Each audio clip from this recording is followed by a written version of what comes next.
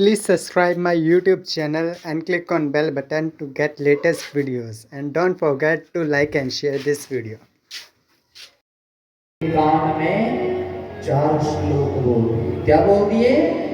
4 श्लोक बोल दिए।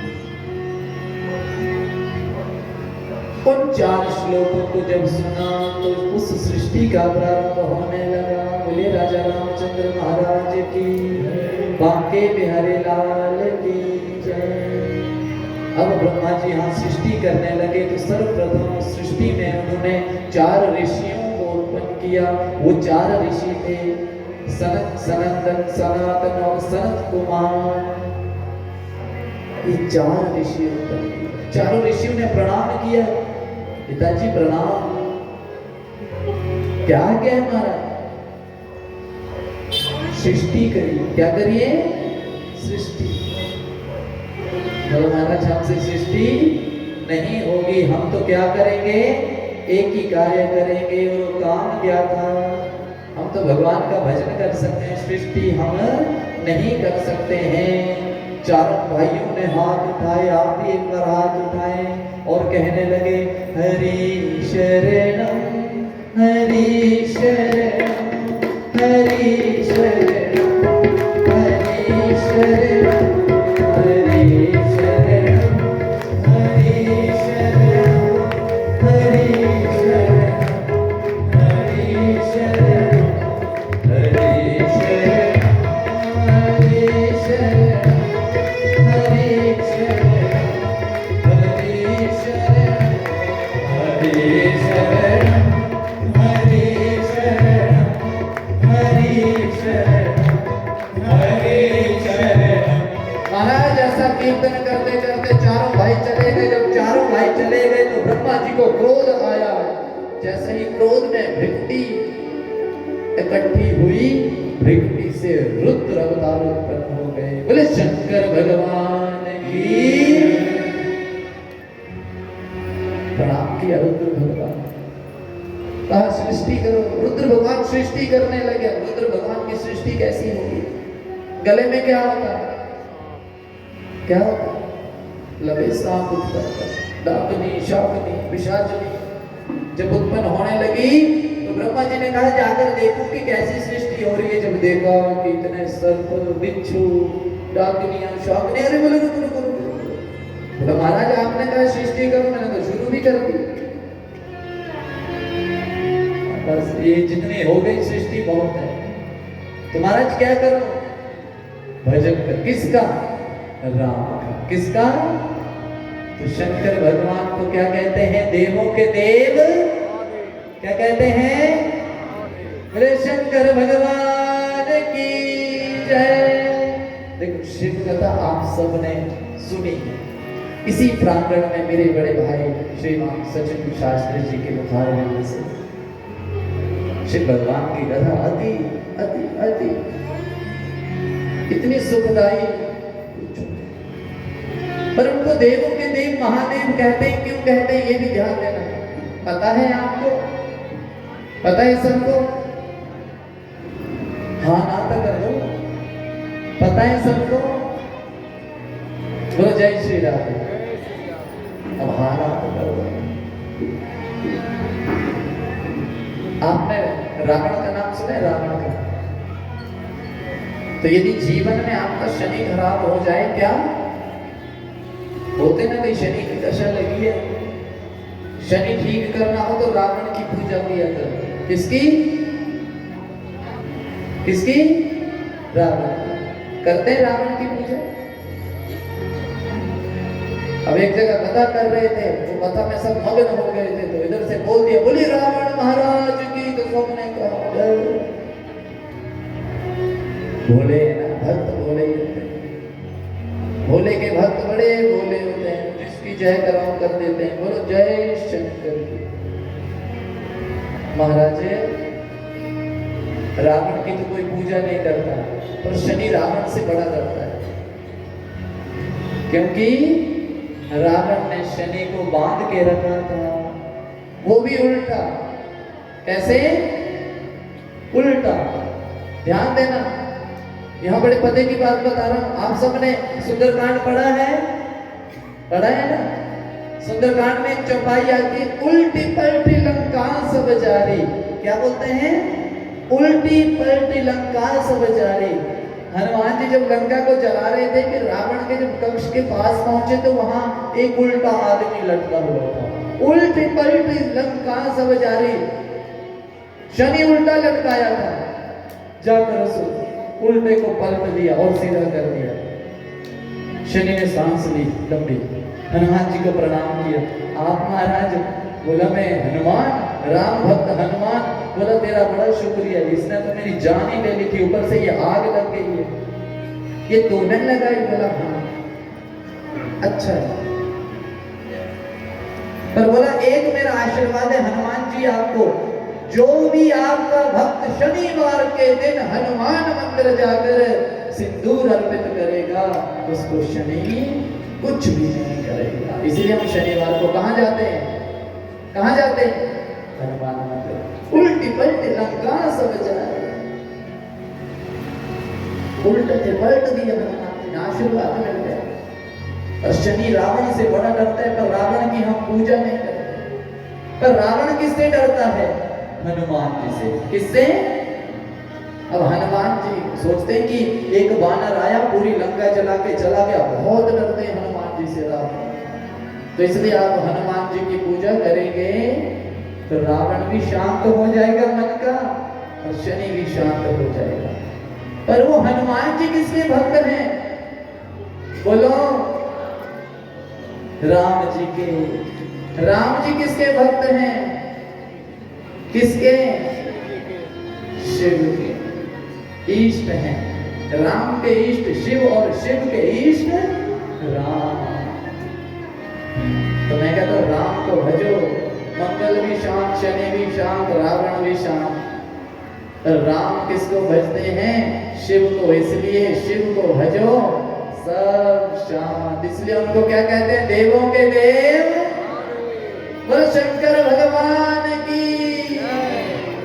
पर यहाँ फिर शंका उत्पन्न हो गई कि औरतें जल नहीं चढ़ाती। तो मैं क्या, औरत ही थी जो पार्वती थी, उसने जल चढ़ाकर ही पति रूप में पाया।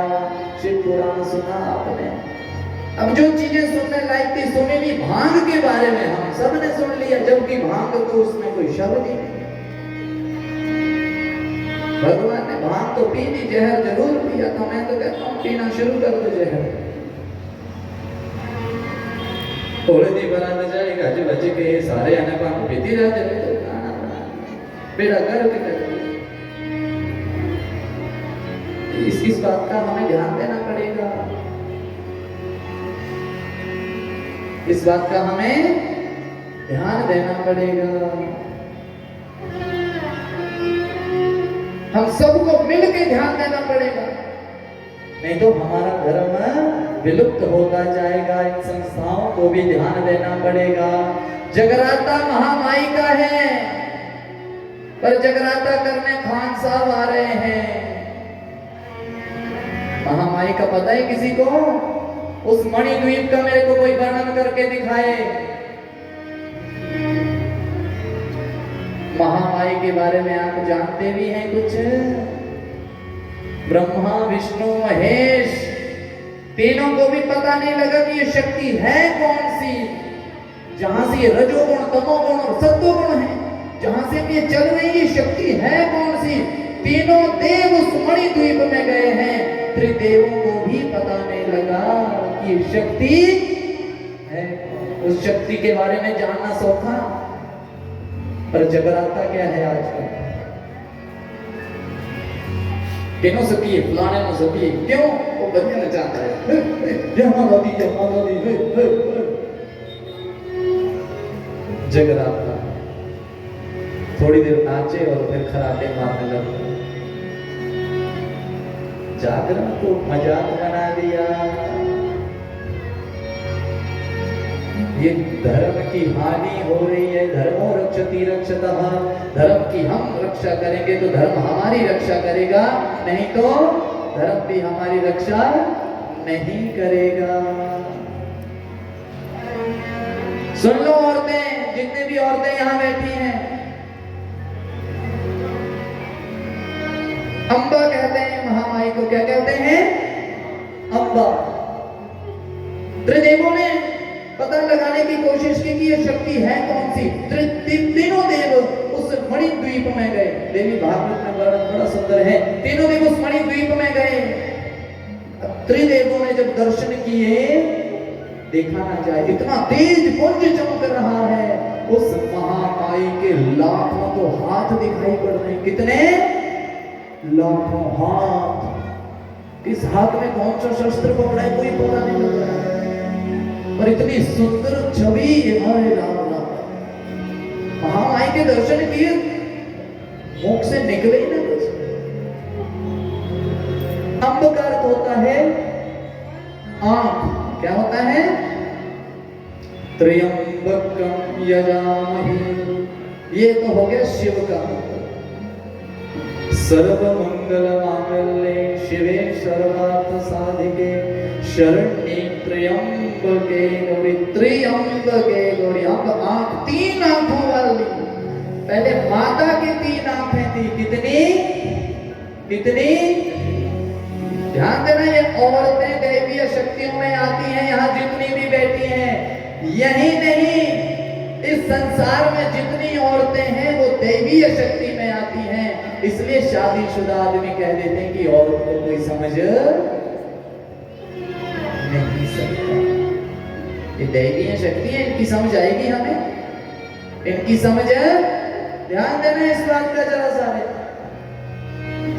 देवी भागवत भी सुनना, भागवत के बाद कहीं। तीनों देव के महामाई को प्रणाम किया है कि अच्छा ये शक्ति है जिसके अनुसार हमें तो शक्ति मिलती है ये।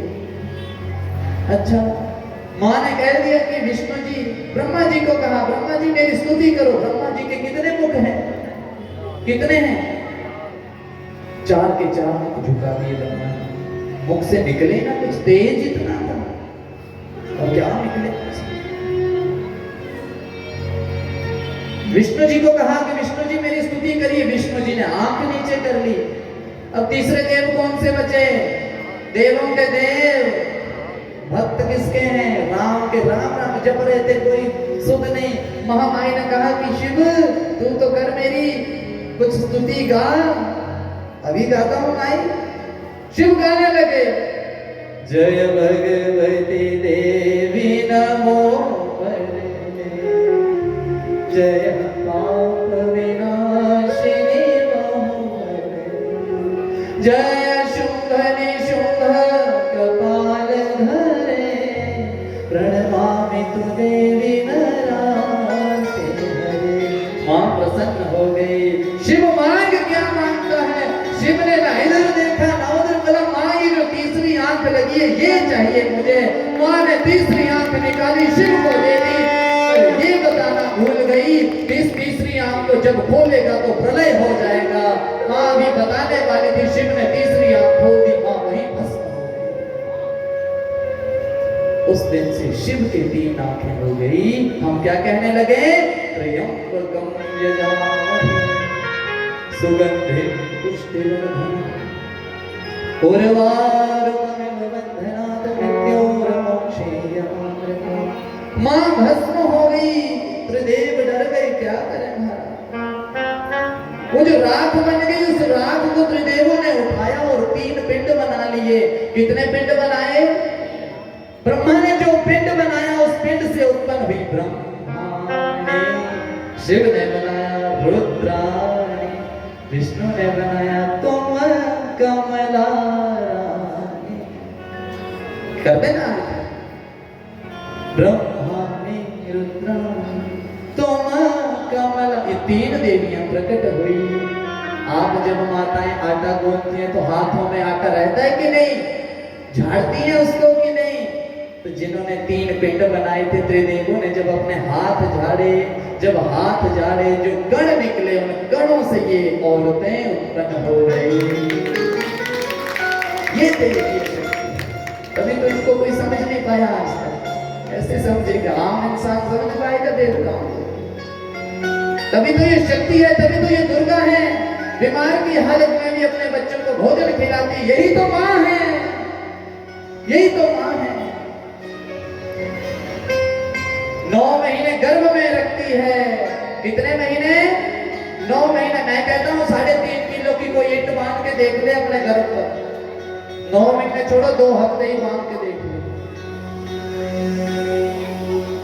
लेकिन हम इस मां को दुखी करके उस मां को मनाने चले जाते हैं। कितने चले जी? चिंतपूर्णी चले। मानो करे झूठ है, वो मान जाएगी? बोलो, यहां झूठ बोलकर जा रहे हैं कि हम जो हाल तक जा रहे हैं पहुंचे कहां? कहां? अगर मां को पता भी लग जाए कि चिंतपूर्णी गए, मां कुछ कहेगी नहीं। मां इसलिए कहेगी कि बेटा बस पे चले जाना, आप बाइकों पे जाते हो, फास्ट चलाते हो। मां तो चिंता ही करती है। आधे से ज्यादा बीमारियां तो उन बच्चों ने चिंता करके दे दी है मां को। पर फिर भी वो मां, अच्छा मां शब्द, मां कहो, बोलो मां बोलो। मां जब कहते हैं तो मुंह खुल जाता है। मां जब कहते हैं, किसी संत ने, नीलम जी कह दिया कि जीवन में विष पी लिया। क्या पी लिया? विष बहुत पी लिया, हर जगह विष ही पी रहे हैं। तो बोला फिर विश्राम कैसे मिलेगा? बोला विष में राम राम करना शुरू कर दो, बैठकर राम राम करना शुरू कर दो। विष तो पी ही रहे हैं, विष के साथ जब राम जुड़ जाएगा तो क्या हो जाएगा? विश्राम हो जाएगा। तभी तो विश्राम होगा, नहीं तो विष ही पीते रहेंगे। इसलिए जीवन में विश्राम चाहिए तो राम की शरण में जाना पड़ेगा, उस महामाई की शरण में जाना पड़ेगा। ये गूढ़ रहस्य कथाओं में है, इतना समय मिलता नहीं। मैं आपको इसलिए कहता हूँ कि मैंने 4 बजे आ जाना है, चाहे कुछ भी हो। नहीं तो मुझे आप रोक सकते हैं यदि मैं 4:30 भी बैठूं तो। बोलो, मैं तो 4:30 भी आ सकता हूँ और 8 बजे खत्म। पर अगर कथा करनी है तो आपको भी उन रहस्यों का पता। आगे कितने रहस्य हैं, आपको बड़ा आनंद आने वाला। और कल कौन आने वाले हैं? प्रिपेयर हैं सारे? सूट कौन सा डालना है? और जिन्हें कोल नहीं होया तो बेनती है तो घरे तंग ना करे, घर आ जाए। कितना गया उन्होंने, जेड़ा भी होया पा के आ जाए। जिसके पास पीला सूट नहीं हुआ, पीली चुन्नी भी नहीं है तो पीला ऐसे फूल ले आना। क्या ले आना? फूल ले आना। क्योंकि व्यास पीठ एक ऐसा पीठ है जहां से जो बोलते हैं वो बड़ा प्रभावित हो जाता है आदमी और वो चीज करने लग पड़ता है। इसलिए मैं कोशिश करता हूँ यहाँ से ऐसी चीज बोलूं जिससे किसी को दुख ना हो, सुख ही हो। तो कितने सुंदर है ये माँ है, वैसे मन में आ गया बात। तो कितने प्यारे हैं। कौन कौन करता है अपनी माँ से? भोले भाले है ओ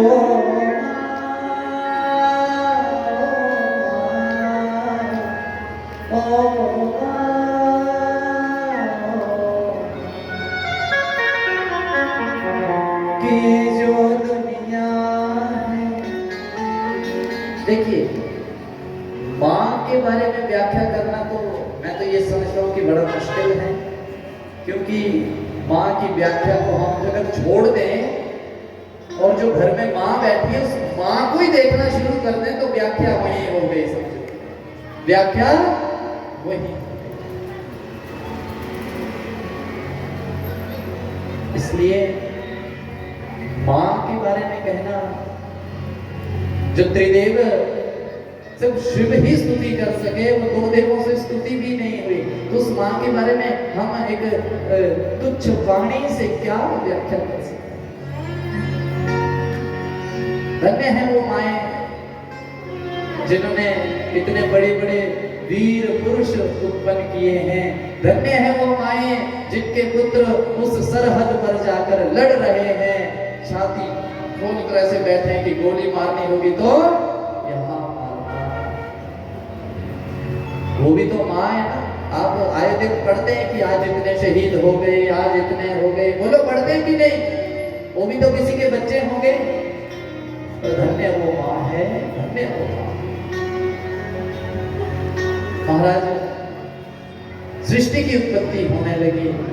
उस सृष्टि में औरतों का भी बड़ा हाथ है। ये जो मैंने आपको प्रसंग सुनाया, भगवान ने सबकी सृष्टि कर दी पर दुखी थे। सोमवार से लेकर शनिवार तक हर प्रकार की सृष्टि कर दी। शनिवार को हुई है सृष्टि औरत की, किसकी? तब जाके रिलैक्स हुए। कौन? जब तक नारी शक्ति उत्पन्न नहीं हुई थी तब तक भगवान भी परेशान थे कि कुछ ऐसे बैठते थे कि कुछ तो बच रहा है, कुछ तो रह रहा है, क्या रह गया, क्या रह गया। शनिवार आया और शनिवार को औरत उत्पन्न हो गई और शनिवार को औरत उत्पन्न हुई, रविवार से सृष्टि का प्रारंभ शुरू हो गया। इसीलिए पहला वार कौन सा आता है? कौन सा आता है? रविवार। वो सूर्य का वार है। कौन सा वार है? सूर्य का वार। सूर्य के वार से सृष्टि का प्रारंभ हुआ। प्रतिपदा तिथि आई, तिथियों के अनुसार चलते हैं हमारे यहाँ तो इतना विधान है कि जो तिथि क्षय हो जाती है उस क्षय तिथि का एक मलमास बनता है। क्या बनता है? आता है कि नहीं आता है? आपने तो शायद किताबों में पढ़ा होगा लीप ईयर कितने साल बाद आता है? 4 साल बाद। तो हमारे तो मलमास आता है जो क्षय तिथियां हो जाती है। हमारा सनातन बड़ा साइंटिफिक है। संग्राम मनाते हैं, पंडित जी के पास जाते हैं, मौली बनवाते हैं। हाँ जी पंडित जी नाम सुनाइए महीने का। बोलो ऐसा होता है कि नहीं? उस नाम को अवश्य ब्राह्मण के मुख से सुना करें। संक्रांति सरकना, सूर्य एक राशि से जब दूसरी राशि में प्रवेश करता है। देखो कितना साइंस, इतनी साइंस है कि आप हैरान हो जाएंगे कि सच में ये साइंस, ये हमारे शास्त्र इतने पवित्र हैं, पर हमने इन पवित्र शास्त्रों को छोड़ दिया है। इन पवित्र शास्त्रों को पढ़ना तो छोड़ो, घर में रखना भी छोड़ दिया है। कि किसी ने रामायण ऑर्डर, किसी ने की, और जिसने नहीं की आज भी कर लो। 7 दिन यही पूछता रहूंगा बार। जिनके घरों में रामायण नहीं है, रामायण जी को खरीद के रख लो और उसे पढ़ो। रोज 2-2 चौपाइयां पढ़ो, रोज 1-1 चौपाई पढ़ो। क्या पढ़ो? 1-1 2-2 चौपाइयां पढ़ो। उसमें जीवन जीने का ढंग बताया है। भोजन करे त्रिपत हित लागी, जिन सो पच में असन जठरागी। देखो जी, भोजन की व्यवस्था भी बता दी है रामचरितमानस में कि भोजन उतना करना चाहिए जितनी पेट की जठराग्नि पचा सकती है। जितनी पेट की जठराग्नि पचा सकती है, अन्यथा ज्यादा करोगे तो पेट दुखने लग पड़ेगा। भोजन और भजन की एक ही राशि है, पर भोजन में मात्रा लग गई, भजन में मात्रा। भजन जितना मर्जी करो, उसमें जितने डूब जाओ, आपको कोई भी दिक्कत नहीं होगी। पर भोजन स्वाद स्वाद में 2 पूरियां ज्यादा खा लोगे तो रात को सोया भी नहीं जाएगा। बोलो राधे राधे। विदुर जी सुन रहे हैं? विदुर जी कहते हैं महाराज 4 पुत्रों ने जब सृष्टि नहीं की तो शिव आए। जब शिव ने भूत पिशाच शुरू कर दिए पैदा करने, तो बोला उनको ब्रह्मा जी ने कहा कि आप राम राम जपो। क्या जपो? बोला महाराज फिर बोला प्रजापति उत्पन्न किए। कितने? 9। कितने? 9 प्रजापति उत्पन्न किए और जो 10वें थे वो थे नारद। कौन थे? और नारद कैसे करते हैं? जोर से बोलो शर्मा के में। नारायण नारायण। उन प्रजापतियों में सबसे जो उच्च प्रजापति थे वो थे दक्ष प्रजापति। कौन? दक्ष प्रजापति। ये मानस पुत्र हुए 10 के 10 ब्रह्मा जी के। 10 के 10 ये मानस पुत्र हुए। मरीचि, अत्रि, अंगिरा, पुलस्त्य, कुलह, क्रतु, भृगु, वशिष्ठ, दक्ष और नारद। ये 10 मानस पुत्र हुए। और महाराज वाणी से सरस्वती को उत्पन्न किया। बोलिए सरस्वती मैया की। अपनी छाया से कर्दम मुनि को उत्पन्न किया। बोले कर्दम मुनि महाराज की। अपने दाहिने अंग से एक पुरुष को उत्पन्न किया और बाएं अंग से एक कन्या को उत्पन्न किया। ये सृष्टि के पहले आदमी और औरत थे, जिनका नाम हुआ मनु और शतरूपा। मनु की संतान है हम, इसलिए मानव हैं, इसलिए मनुष्य हैं। बोले बांके बिहारी लाल की जय। मनु और शत्रुपा को आदेश दिया है, महाराज आदेश कीजिए, पिताजी आदेश कीजिए। बोला कुछ नहीं करना है, आपने सृष्टि करनी है, जाओ सृष्टि करो। जैसे ही सृष्टि करने गए, अब सृष्टि कहाँ करें? पृथ्वी का कोई हरण करके ले गया है, कोई हरण करके ले गया है। बोला कौन ले गया हरण करके? बोला हिरण्याक्ष। कौन? तामसिक वृत्ति का था, लड़ने की बड़ी खुजली लगी रहती थी हाथ में। कहा कि कोई मेरी टक्कर का मिल ही नहीं रहा मुझे। जब कोई टक्कर का नहीं मिला तो पृथ्वी का हरण करके ले गए। पता नहीं चलता। मनु शत्रुपा वापस आए, बोला महाराज ब्रह्मा जी को कहा, हाँ जी बताइए क्या हुआ? बोला सृष्टि तो करें पर कैसे करें, पृथ्वी तो है ही नहीं। ध्यान लगाकर देखा तो हिरण्याक्ष पाताल की ओर उस पृथ्वी को लेकर जा रहा है। ब्रह्मा जी ने विष्णु भगवान का स्मरण किया। विष्णु भगवान जो है 12 अवतार लेकर उत्पन्न हो गए। बोले वराह भगवान की जय। जैसे 12 सु सु करोति इति सुकरः। सूंघने की शक्ति बड़ी होती है उसे। सूंघते पाताल में चले गए। जब पृथ्वी को लेके जा रहा था, हिरण्याक्ष रोका। अरे बोला रुक, ये कहाँ ले जा रहे? बोला तू कौन है? मैं जो भी हूँ इस धरती को छोड़ दे। बोला मैं नहीं छोड़ूंगा, पहले मुझसे युद्ध कर। जैसे युद्ध करने लगे, वराह भगवान ने एक ही थप्पड़ मारा और उस एक थप्पड़ से हिरण्याक्ष नमो नारायण। हिरण्याक्ष को मारकर भगवान पृथ्वी को लेकर आए उस स्थान पर। आपने देखा होगा, वो पिक्चर देखी होगी आपने, अपने मुख पर पृथ्वी को लेकर आ रहे हैं वराह भगवान। सर्च करना कभी बोलो। पृथ्वी को स्वस्थान पर रखा। परीक्षित कहते हैं महाराज रुको, ये तो शॉर्टकट में बता दिया। ये हिरण्याक्ष कौन हुआ? विस्तार से बताइए ना महाराज। बोला ध्यान से सुनो। भगवान के 2 पार्षद हुए। अब यहाँ कथा सुनना आप ध्यान से। भगवान के 2 पार्षद हुए। पार्षद अर्थात उनके दरबानी जो दरवाजे पर बैठते थे। एक का नाम था जय और दूसरे का नाम था विजय। एक का नाम जय, दूसरे का नाम विजय। जय और विजय भगवान के पार्षद थे। एक दिन उस लोक में भगवान के दर्शन करने कौन आया? 4 ऋषि, सनक, सनंदन, सनातन और सनत कुमार। चारों ऋषि जब दर्शन करने आए, महाराज उन्होंने दर्शन किए। जब दर्शन किए तो दर्शन करने भी जा रहे थे तो दरवाजे पर किसने रोक लिया? सैनिकों ने रोक लिया। पार्षदों ने, जय और विजय ने रोक लिया। जैसे रोका कि महाराज आप अंदर नहीं जा सकते, भगवान अभी शयन कर रहे हैं, अभी आप अंदर नहीं जा सकते। अब ऋषि बोले कि हमें जाना है अंदर। बोला नहीं जा सकते। और शोर होने लग पड़ा। चारों ऋषियों को क्रोध आ गया।